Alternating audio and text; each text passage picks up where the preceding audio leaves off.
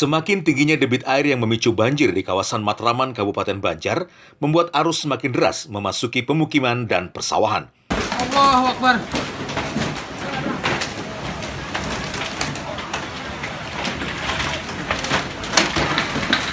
Akibatnya sebuah bangunan warung hanyut terseret derasnya arus air yang melintasi jembatan penghubung dari Matraman ke daerah bawahan pasar.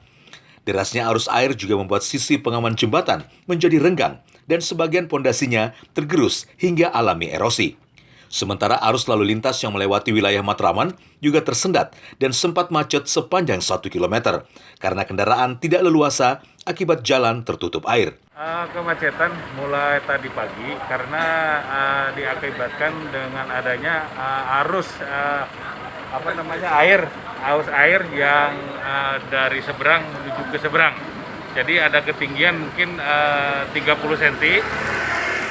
Jadi menghambat daripada mobil-mobil kecil. Kalau mobil-mobil besar nggak ada, jadi bisa aja lancar. Kemudian untuk alternatif, sementara jalan semuanya kena genangan air, lebih dalam lagi daripada di Jalan Ayani. Seperti itu yang saya sampaikan. Apakah sistem buka tutup atau seperti apa?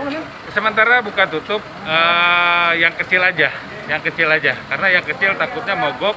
Kalau sudah mogok nanti panjang juga ininya antriannya untuk menuju ke Hulu Sungai dan ke Banjarmasin. Guna memudahkan pengendara, polisi dibantu relawan memandu untuk menghindari kubangan atau jalur jalan yang dalam.